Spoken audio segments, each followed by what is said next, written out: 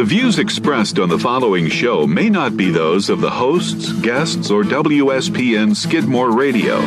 Talk Saratoga is produced by Saratoga Broadcasting Incorporated and may not be reproduced in part or in whole unless expressed written approval is given. Now, here are the hosts of Talk Saratoga, Rick Thompson and a Saratoga All-Star.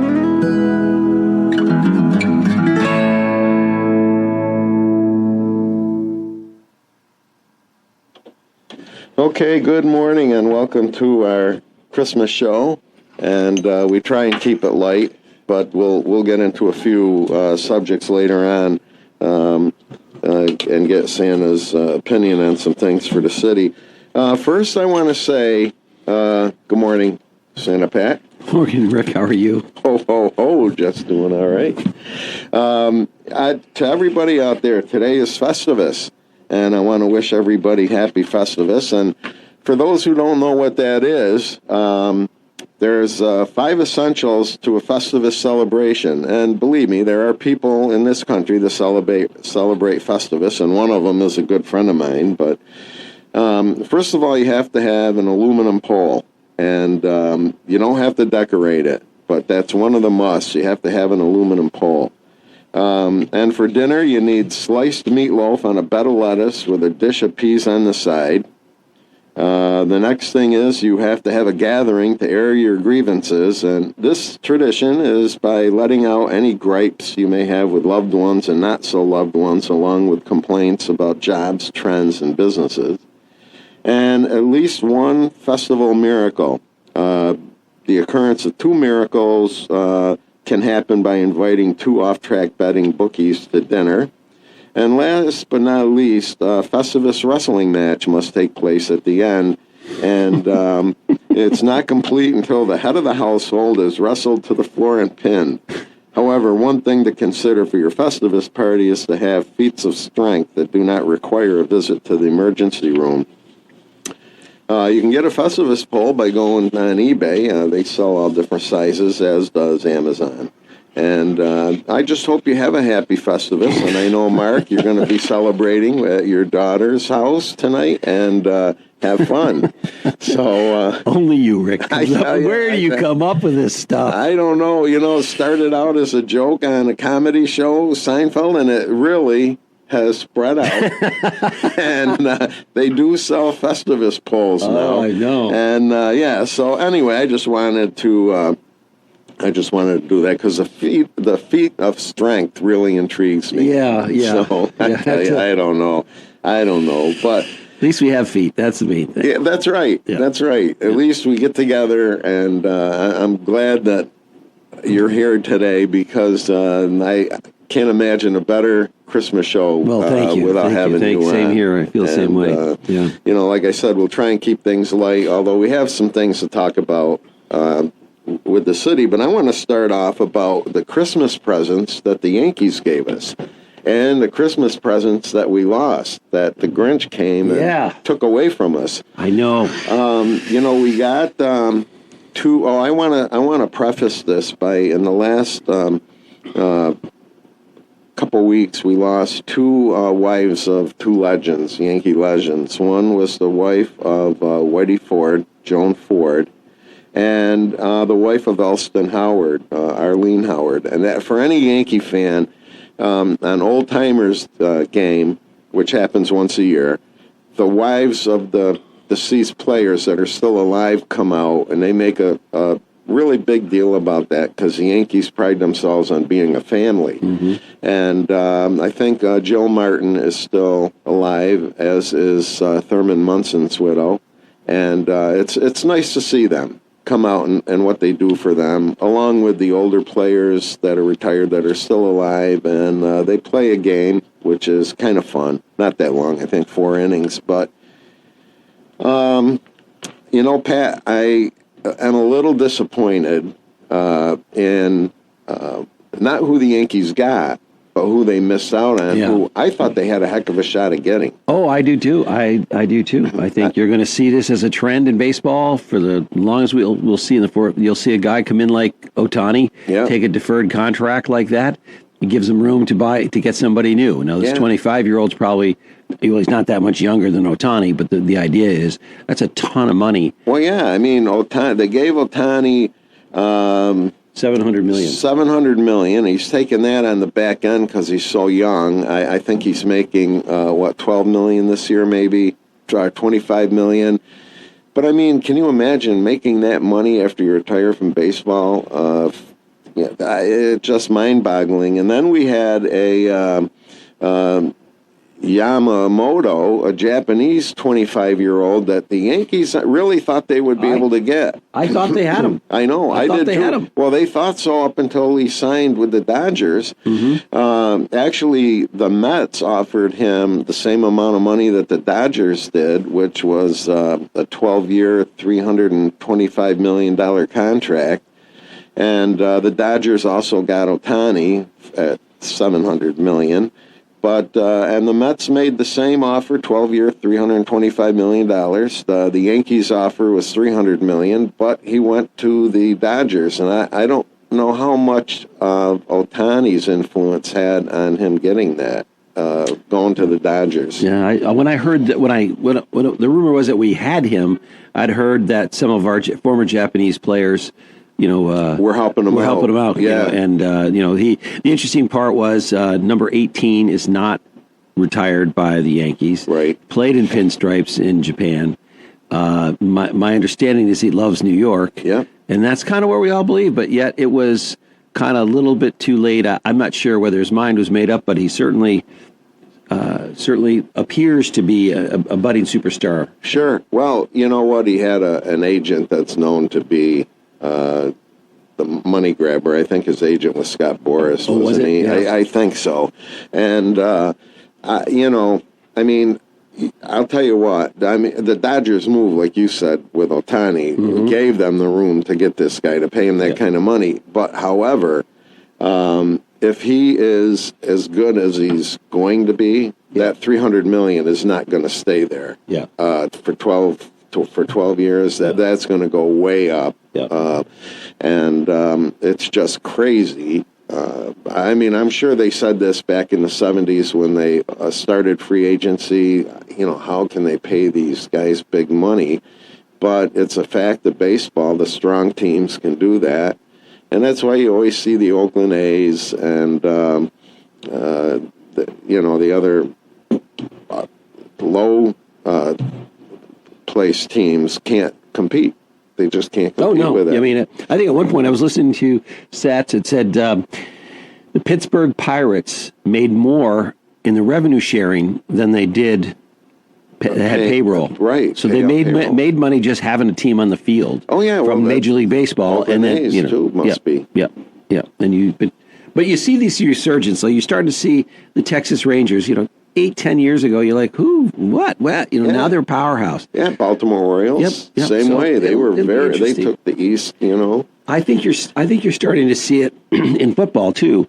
Parity. I mean, you look in, before the Kansas City Chiefs, nobody could beat them. Now they're right in the pack of everybody else. Sure. And I'm not sure why, whether, there's somebody descends in their talent or they accelerate other teams. I'm not sure, but I like to see baseball. I mean, as you mentioned, I can't remember the last time Baltimore is even in consideration. Heck no. And it's funny to see, these prices and to see what's going on. Now, the Yankees got a good player from the Red Sox, which, I'm happy about, Alex Verdugo, and who's supposed to be a really good outfielder.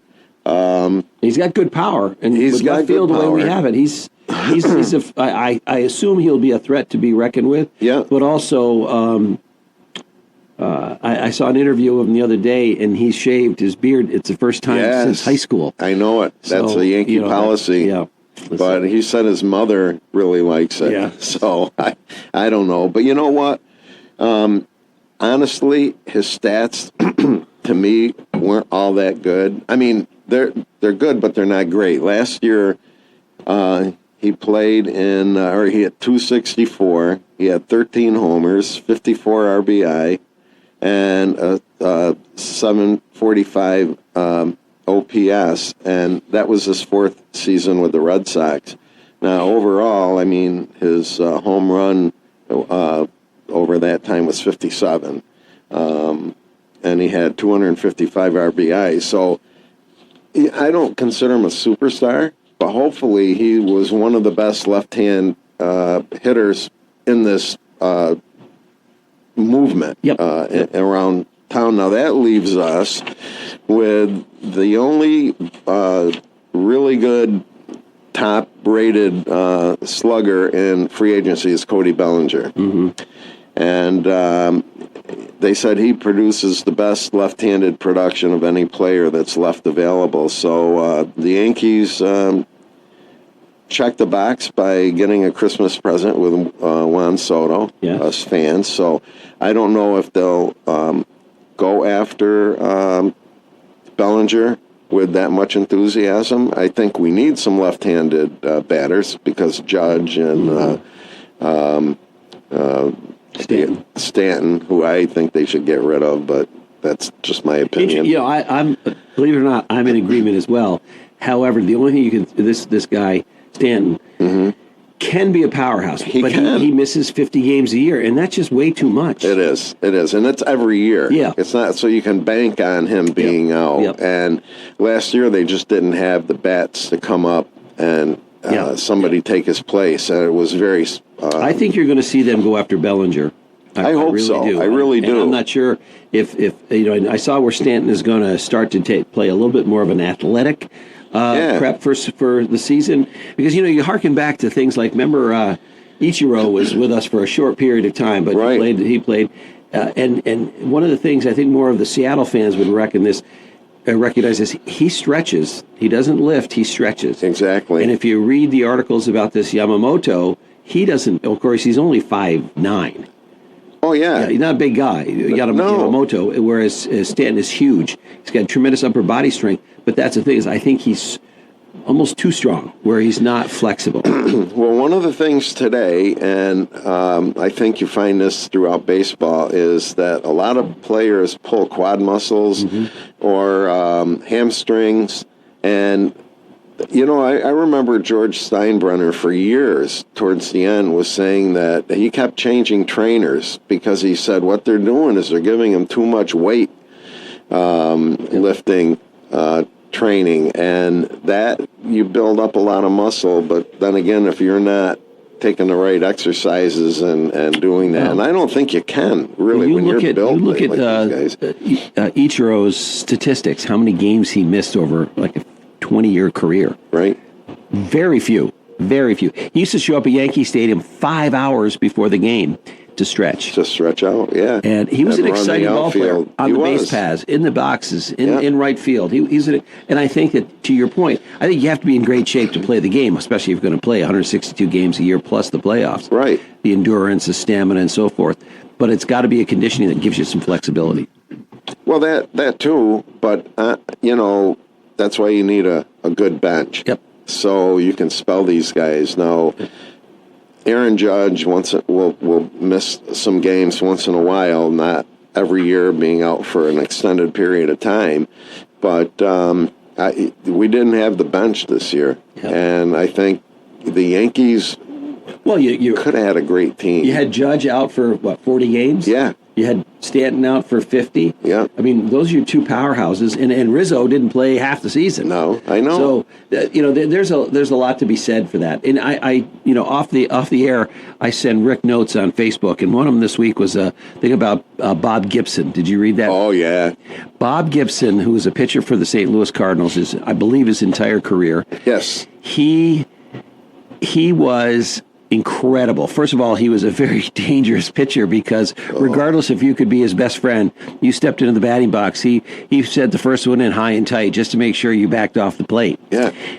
I forget and keep that. No, but you look at the number of complete games that man pitched during his career, and then we stop everybody after 100 pitches. This guy went 9 innings the vast majority of the careers. Just to give you a few of all the games he pitched in '68, but I remember Hank Aaron telling one upcoming player, that if you hit a home run off of Gibson, do not look at him, run the bases normally, don't jump up and down, clap, just run the bases, don't look at him, and get back in the dugout as fast as you can, because the next time you're up, if you show him up, you're going to get hit in the head with a fastball. Yeah.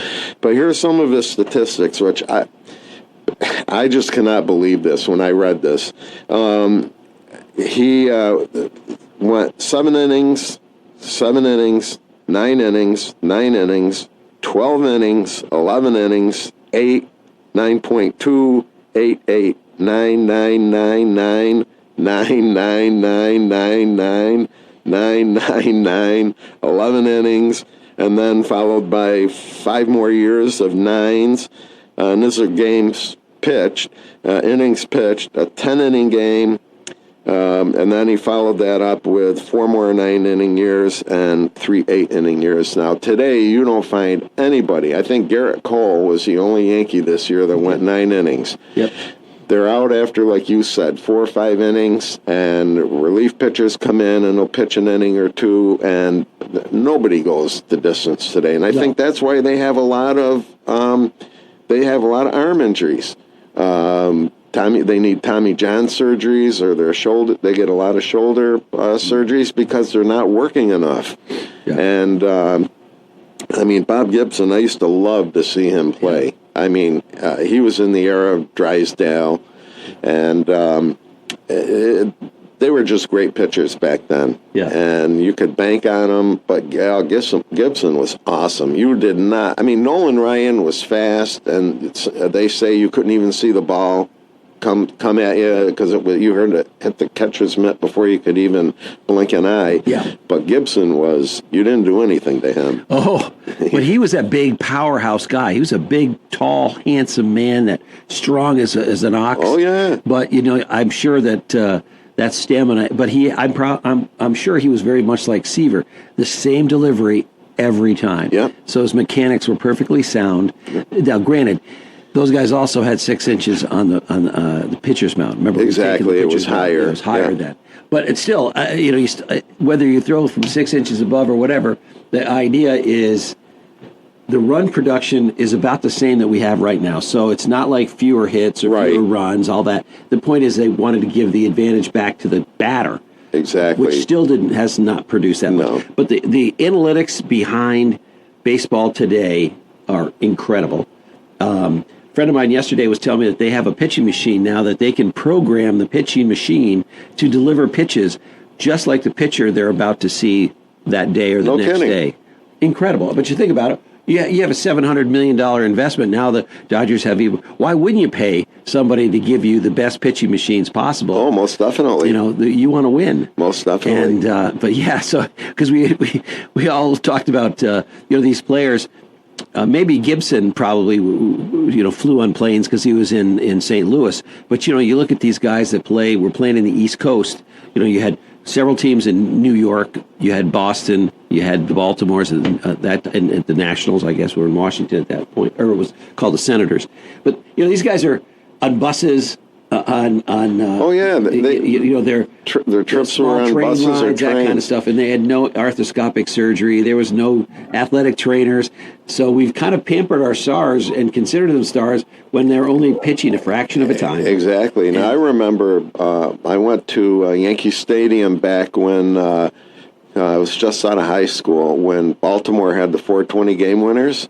And, I saw McNally and Palmer. I went to 2 games. Mm-hmm. I was over on the weekend, and McNally and Palmer pitched. And here again, they had the same delivery every time, and they weren't, I don't know if Palmer was overpowering, but they had a good repertoire of pitches, mm-hmm. and they were all good, mm-hmm. all good pitches. And, to have four 20-game winners on the same team was awesome. Yeah. And back then, Baltimore was a team that was in it every year, mm-hmm. And then, they had Brooks Robinson and Frank Robinson came, and, but when you talked about the mound going down 3 inches to give the offense an advantage, the pitchers definitely were better and stronger back before that, but you had great hitters then too.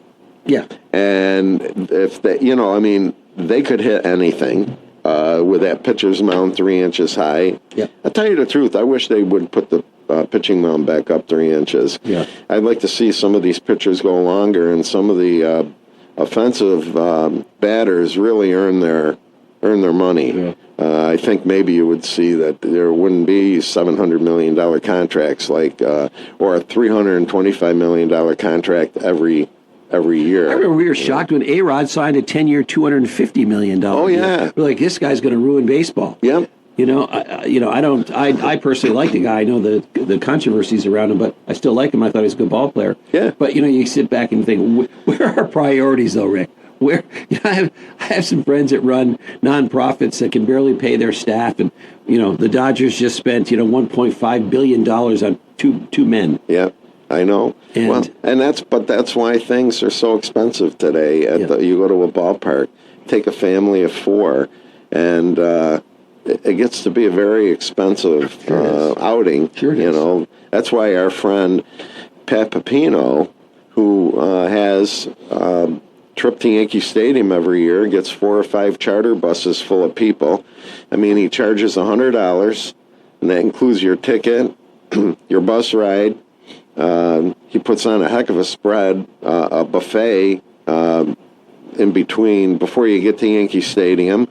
Coffee, donuts, and bagels in the morning, and when you get back at night, you raid Ben and Jerry's for nothing. Yeah. And $100. Yeah. I mean, where can you go to a ball game and spend for $100 to get down there? You can't even drive down. The gas, you'd spend more than that in gas. Oh yeah.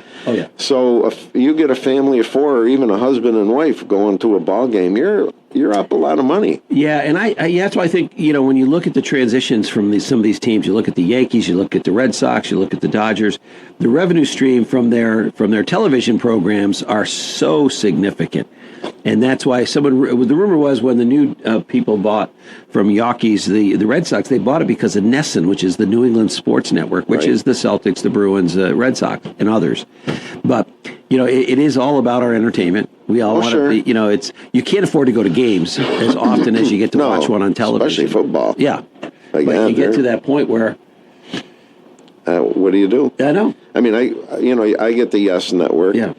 It used to be. The Red Sox sports channel used to be on basic cable. Yeah. And then what happened, like you said, they ended up, you had to buy a subscription through your cable to get it. Mm-hmm. And what was it? The MSG network carried the Yankee games, but then they came up with the Yes Network, Yankee Entertainment Sports Network. So, I mean, they had to do that to justify the spending the money on salaries and that, but I don't know. Just seems to me we've lost our focus on sports, but it's all over the place. I mean, I remember when football didn't have guaranteed contracts, and they'd pay a player, especially a good lineman or a tight end, they'd pay him a good salary. They knew they were going to get hurt. And their contracts weren't guaranteed, so they were out the money, and now they're guaranteed, just like baseball. There was and I'm not even going to attempt to get my accuracy of who they were, what they were, but I want to say it was somebody like Branch Rickey, a very powerful GM in the baseball days. But and one of the I want to say it was like Ralph Kiner, but it's probably not. But it was a slugging first baseman, right? And he hit the most home runs in the season, and.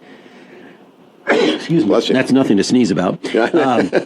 But by far he led all of the majors in home run hitting. Okay. And I think he was a good first baseman, whatever. So his contract was up. So he went into I'm going to say it's Branch Rickey. It could have been one of the other well-known GMs at the time, and says, I'd really like a raise. And he says, what are you making? He goes, I'm making $100,000 a year. And he said, okay, that's let me. And you led the league in this, and he, really had his own statistics all right there, fresh.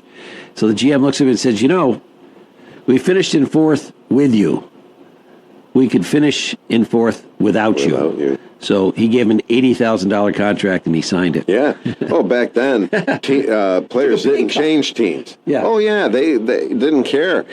But I think Mickey Mantle was the first player to make $125,000. And I mean, he was a great player in his time. I don't think, there were very few players that were in his category. And he played, I don't know if you ever saw pictures of him when he was a young kid playing the Yankees. His knee, they had to wrap his knee like 3 hours before the game and about 4 hours after the game because he had a bad knee, and he could bunt, and he was fast. I mean, he was fast, but his knee was so bad, they showed ice packs on it, and when he was a kid, just coming up with the Yankees, and you don't see that today. They'll be out for 2 months, if they pull a muscle. It's and he had a long career, too. Oh, sure. It wasn't that he had a 2-year career and he was done.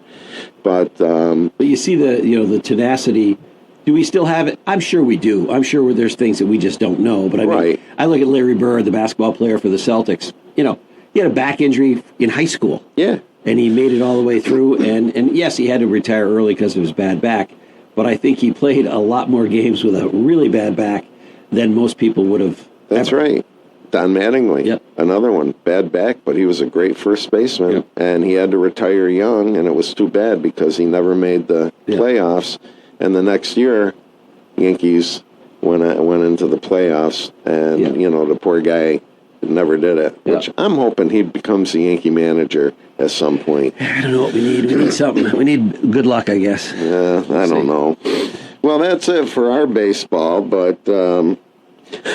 I have a guest that texted that said enough with sports already. They want to get into some meat. Oh, there we go. But straighten your beard out too. By the way, well. Thanks. I don't like looking over to seeing a messy beard. That's right. Thank you. Not a problem. I'll give it to you there.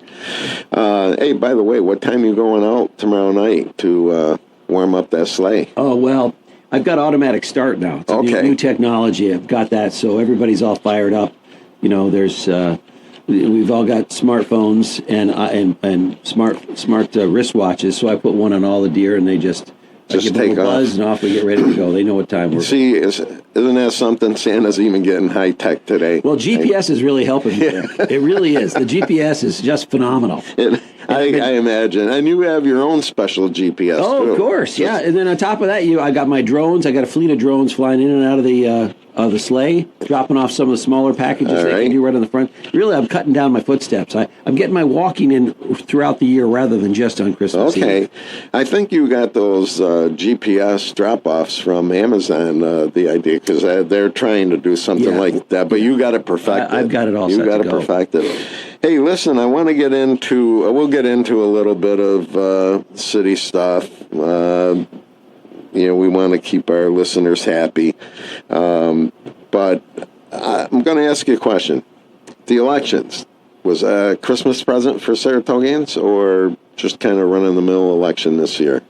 Your thoughts on that? Well, the turmoil, rather than the politics, the turmoil has been literally astronomically high. It's foolish. I mean, we're spending $50 million to let 5 people act like fools. Yeah. And again, I know many of these people, and they're not fools really, but they're acting like fools. Yeah. And I just get very frustrated with that because the same old, and you and I know where we're going, and charter change and all that crap. But that's coming up the idea next. is, you're sitting there and you're looking at these people doing things selfishly to rub the nose of somebody else into it, and it just, I'm just so tired of it. I mean, you just get to a point where you should be embarrassed by this behavior, but it motivates them to get some controversial stuff, and the way they go about it is just childlike. It's embarrassing. It is embarrassing. Well, I think that's why we had the result of the election that we did. I love John. I think he's a great man. He's got some great ideas coming in. But he ran 4 times and didn't make it. And this time, I mean, he ran on a platform of cleaning that out and straightening it up. And I think it resounded with the voters, I think we could just get bumper stickers and just change the colors. It could say, vote for me for civility. That's right. And it comes up every time. Every time. And you sit back and this is why you can tell me getting passionate about it, because it's as I said, all these people are good people that are in or were in or are on the way in. But the problem is it's a cesspool, and it's going to stink. Well, one thing John was saying, which I think rang true, is what it did. It caused toxicity with the employees.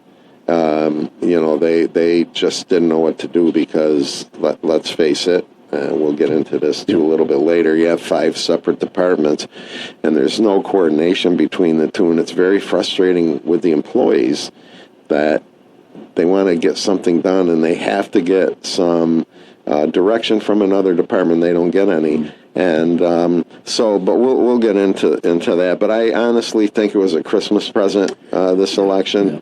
And I just wish that there were a few more people running against the 3 that had no competition, because I always believe it makes a healthier election if you have a choice rather than, the only one I like that never had a choice, honestly, was John Frank. Mm-hmm. I thought he was one of the better commissioners.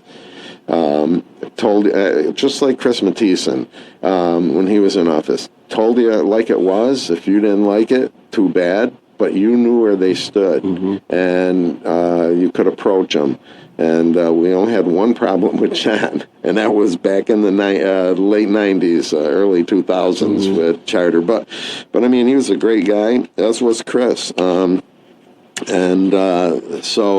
don't like to see unopposed. This is, I think, the prediction I think anyone could take to the bank. If we continue on here with the Charter the way it is, we'll have this.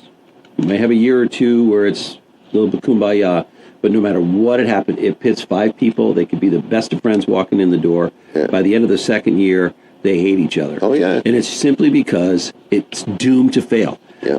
And, we talked to John about that last week or the week before. What's his feeling on it? Does he think Charter? I know Ron Kim had said that if he got elected, he was going to put it back on the ballot. And he did nothing about it. No. As a matter of fact, I think he kind of walked it back. Matter of fact, when John was on, we talked about, when Chris was on, we had talked a little bit about that because Ron was saying, somebody had asked him about charter change and the city manager for him. And he said, no, you have to pay a city manager $300,000. I ran the charter change, and I said to Chris Mathieson, I said, run the charter change. I know, he was a spokesperson. But this is, and I said, you know what, Chris, I said, I think at the time when the proposed salary was about like $125,000, and I said, and you get these.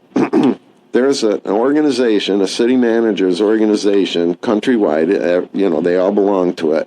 And I said, that's where you get direction from, or parameters from, is this organization. And they even job hunt for you. You give them specifics of what you are looking for in a city manager, and they put it up on their bulletin board.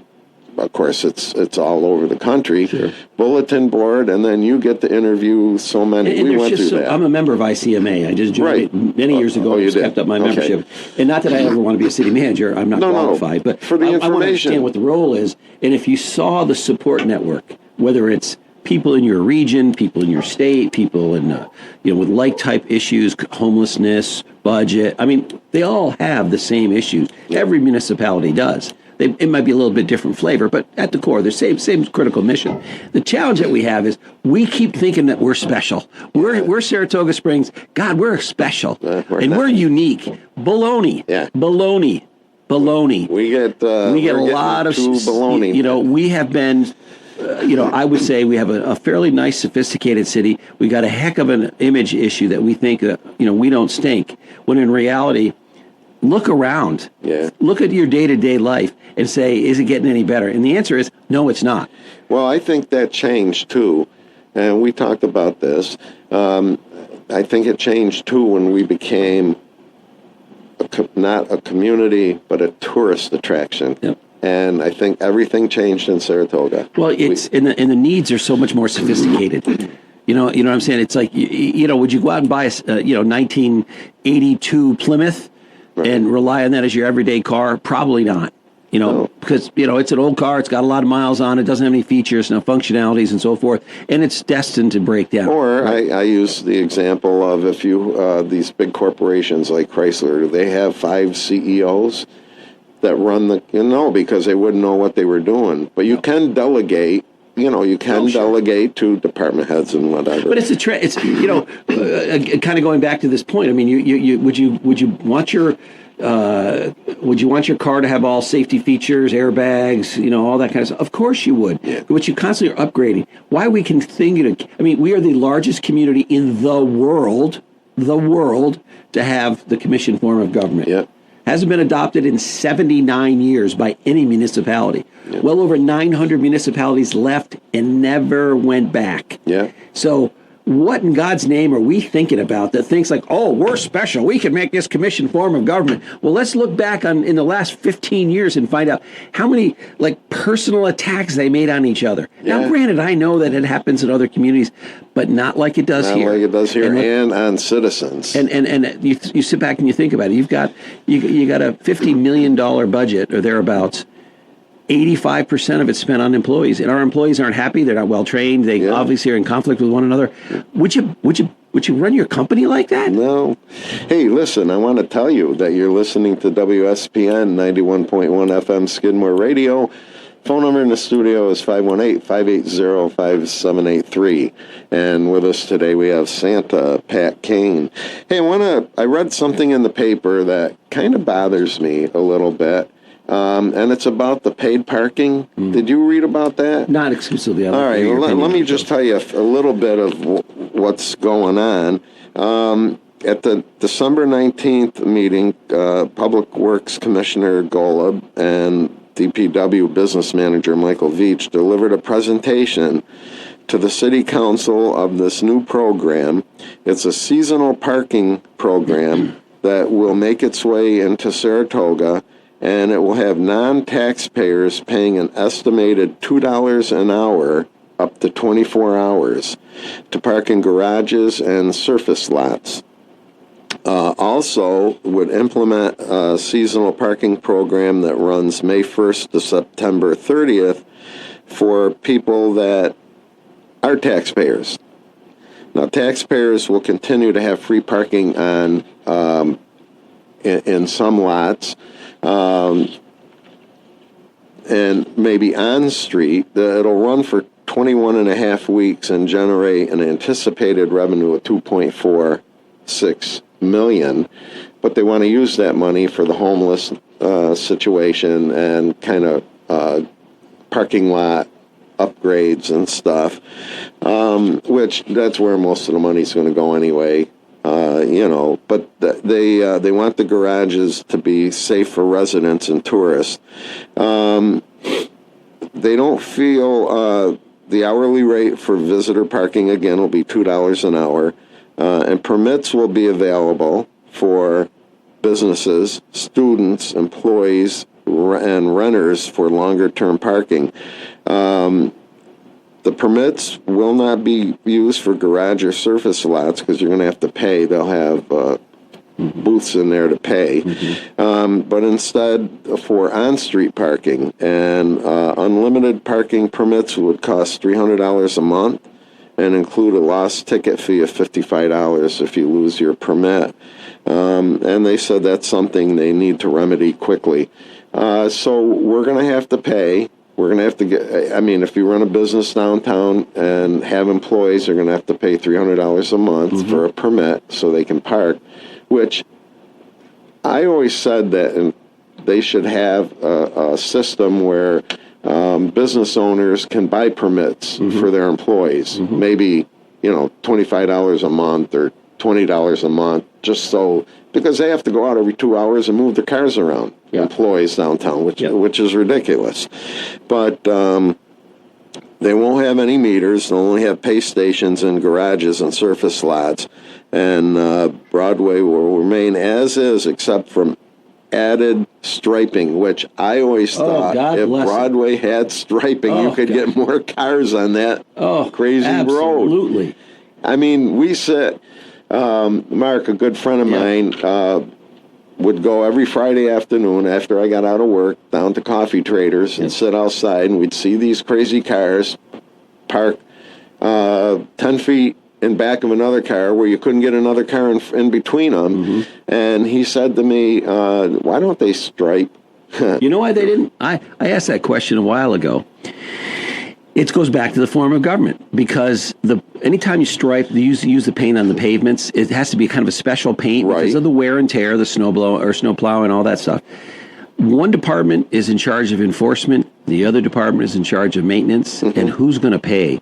And that's why they never striped, because whose budget is it going to come out of? And that's such baloney. Right. Sit there and you're thinking, but that's the problem is that, and we just want to put a Band-Aid on the problem. Yeah. Why don't we have a parking commission solely separate from the political side and have them come up with creative ideas about acquisition of new lots, private-public partnerships? Yeah. But we're still living in the dark ages, and this is kind of a mediocre. I mean, I hear some things that I like, but there's a lot of things there I don't like. Oh, yeah. Try to repair a parking garage for $2 million.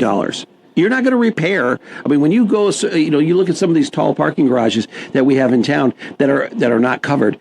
The seams in the pavement. There's all kinds of maintenance. Then you start looking at trying to keep some of the undesirables out of there. $2 million is a drop in the bucket. Well, the program will also be converting some streets into permit parking only. And they said they can utilize 1,267 on-street spaces for residents and employees that will be paid parking. So for the tourist season, all right, they want to tax tourists coming into the city for parking. Yep. And residents will have to pay a fee. There'll be some free parking, but residents will have to pay a fee in those 21 and a half weeks. I just don't know what we're coming to. I really don't.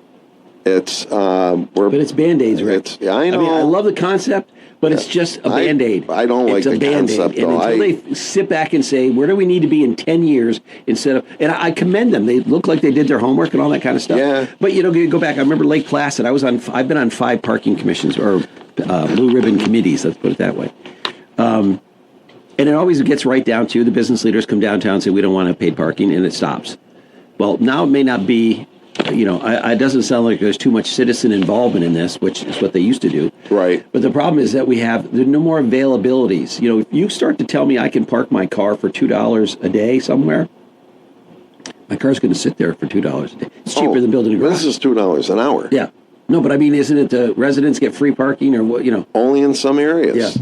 Yeah. I know we've got to do something. I just don't think a Band-Aid is the challenge. We let 2 significant lots go to private ownership when we could have built some more parking structures. We built this parking structure near the city center, and it's the farthest one away from downtown. Right.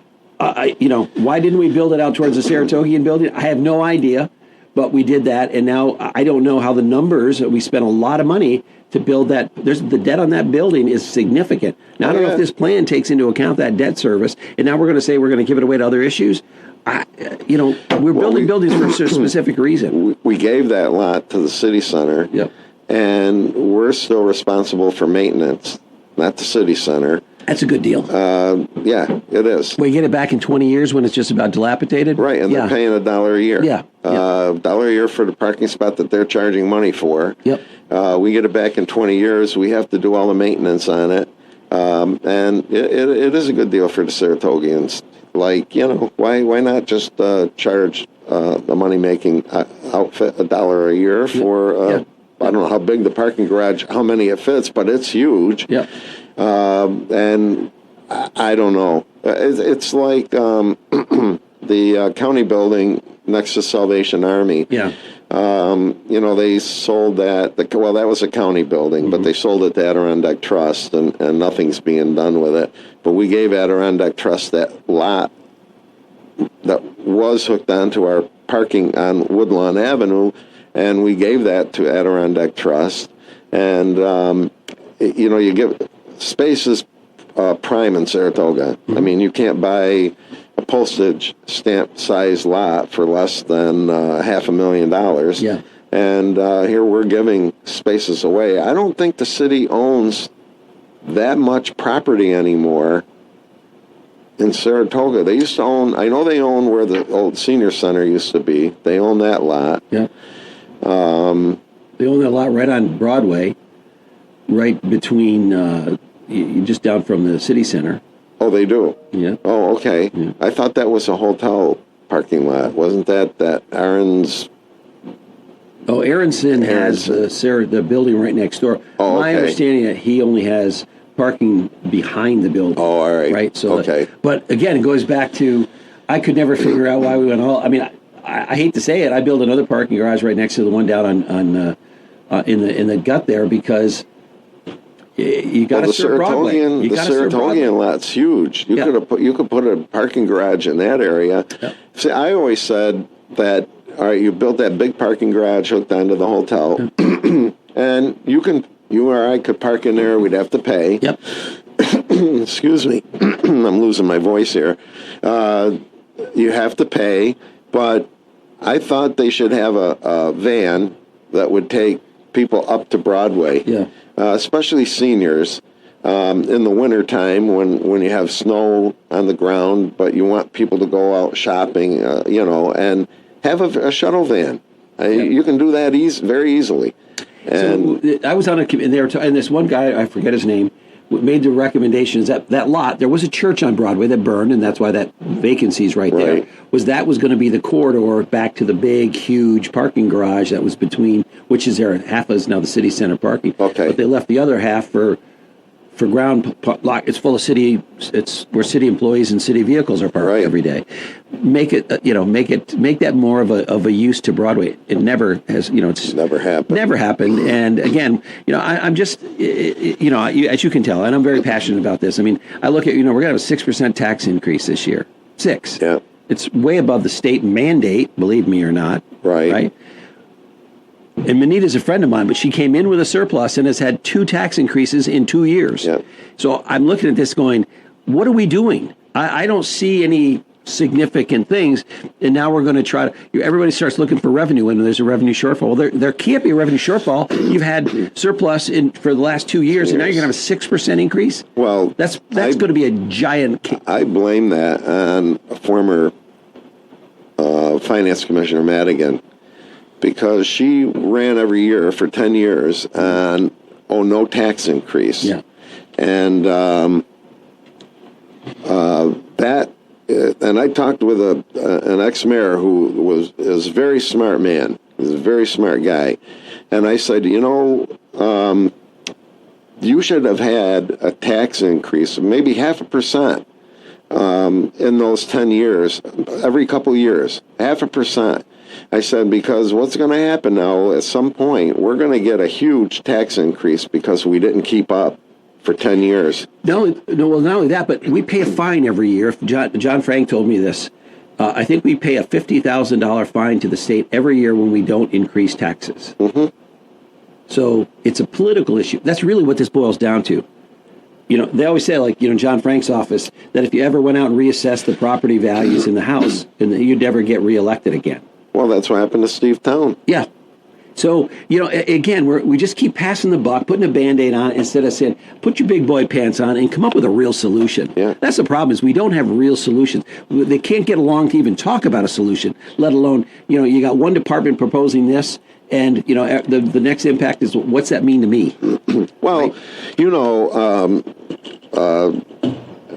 don't want to be Grinches here to put coal in your stocking, but a 6% tax increase is huge. Where over 10 years, if you had a 0.5% increase, I mean, we had huge surpluses back then. Mm-hmm. But if you had a 0.5% tax increase maybe 4 times during those 10 years, yeah. I don't think today, well, you never know because of the way they spend money, but you wouldn't have a 6% tax increase. And, I mean, we're very fortunate that we don't get tax increases from the county. Our county taxes stay relatively the same because they get a good surplus. Mm-hmm. And they know how to manage a surplus. We don't know how to manage a surplus. I mean, ever since Commissioner Madigan got in, she wanted to run on a no tax increase. Well, you just can't do that. You can't. Any sane person that has anything to do with business or, would know that you have to raise your prices a little bit every year because everything goes up. Yeah. Now, you may not have to raise them a lot, Yep. but you need to raise them up a little bit to keep, to keep things down. Yeah. And it's just when you don't do that, but that's why, good or bad, all right, like them or not, tweets and not knowing how to keep his mouth shut, the policies of Trump made the country a little better because he was a businessman and he tried to run the country as a business and looked at ways to save money and how to spend money. Yeah. A lot of people don't like him, and that's fine. But I think you need to have a business outlook when you're running even government, whether it's city, federal, or state. I don't think the politics shift is going to be like that here. Yeah, I hoped it would, because I hope the Commission form of government would die. Oh, yeah. I think a lot of people do. But it probably the people just tired of being tired to hear about it. But we're just not. How many people read the Saratoga every day? Nah, not many. Not many. So people aren't even plugged into any of this stuff. No, it's all about getting votes. It's unfortunate. Yeah, and I think you're going to see the political pendulum. I think in the United States will swing a bit. I think we'll start to see the trends. But it's when you mention the Saratoga, it's sad we don't have a local newspaper anymore because you could get local news and people could get it. I mean, when you have 2,000 subscribers in a city of 29,000 people, there's something wrong. And I understand why. I get to Saratoga, and I'm lucky because there's an outfit you can get the subscription through. I only pay $50 a year for the subscription. Yeah. And but you open it up, and there's 2 articles about Saratoga, and the rest are about Troy, Cohoes, Albany, and it's just, you can't do it. Tough business. You can't make people aware. Yep. And I talked to John about this. Where do you get your information? That's really when the formulation of public opinion is really about, the TikToks of the world, and you can see the puppet masters doing what they do, good, bad, or indifferent, and that's just the way it is. I mean, I bet you my kids haven't picked up a newspaper since we emptied the recycling bin. But that's what I like to do. Oh, yeah. I like to read a newspaper in my hand. I just can't read news on the internet. Yeah. It just drives me crazy. But I always thought we'd have, a television network down here. I always felt like plays in every hotel. I mean, there are some services, don't get me wrong, but we got to be able to support that. Yeah. But, Mark Mulholland and I were talking about that recently, but, he used to be up on Channel 8 in Glens Falls when he first got going in his career. But, the bottom line is that we're struggling behind the scenes. No, who would say that? I don't want to live in Saratoga, as I said, I think we've got to be cautious and say that, are we unique? Kinda, but not really. No. And as I said, we all have children. Would you have your daughter operated on by a 95-year-old surgeon that has shaky hands? No. Or would you want the latest and greatest, using the greatest technology and so forth? Right. And why we do this? I mean, 63% of your tax dollars are going to the city government. Question. Yeah. Do you see commission on charter change in the future? Oh, of course, they have to. They have to. I mean, they're not getting people to run for office. Before it was, you had two. Now you have 2 pseudo Republicans. John's a good guy. Dan's a nice guy. All that, but everybody's a good guy when they start. Yeah. It's like you get in there and it's. But I gotta. Can I change gears on you for? Yes. Let's hope. Let's change Thanksgiving. it. Let's change it. What are you hoping for Thanksgiving? Or excuse me, Thanksgiving, for Christmas. I want to get through it, to tell you the truth. Yeah. I'm not really ever since last year, I'm not a Christmas person anymore, and I just want to get it over with. And but I mean, I'm hoping for. There's a lot of things I hope for: a better world. Our country to start going in a good direction and get people working and happy, and by getting people to work, I mean getting the gumption to get a job. And I don't know how they're doing it today. I know during COVID they were giving money away, but I don't know how people are living today without working because the money's not there anymore. But Rick, what I really want to stress here now is friendship. First of all, if people don't know Rick, they've missed out on a great treasure. He's a wonderful man. He's very kind. He's been a great friend for many, many years. And, we all like to have something new, a new sweater, a new jacket or whatever. But when you can have friendships, they're worth everything. You can't put a dollar value on your friendship. So when you spend the holidays, think about all your friends. Give them a call. Tell them how much you love them. All that kind of stuff, because that's the secret weapon here. The new iPhones and all this stuff, it makes people happy, but do you have the ability to say to your friends, thank you very much for your friendship. We really enjoy it. How do we get better for next year? We lost we mentioned two women. We lost two, I think, powerhouse women. We lost Bonnie Design here recently, and we also lost Sharon Boyd here recently. And there are other people that passed as well, and I'm not saying we should say, but these are wonderful people. They're wonderful friends. Yep. Let that be your gift to people, your friendship, your kind words, whatever it may be, because that can be the greatest gift ever. Well, you know what? There's a quote, and I can't remember it word for word, but It's a Wonderful Life. Yeah. And Clarence wrote a note to James Stewart when he became an angel, and he found that book. And it said something, not an exact quote, but a person who has friends is never alone. And, that rings true. Oh, sure. I mean, and I've considered myself lucky over the years to have friends. Yeah, you got some wonderful friends, and you are a wonderful friend. Well, I don't know about that. You absolutely. I'm kind of a Scrooge. You're a curmudgeon, but I like curmudgeons.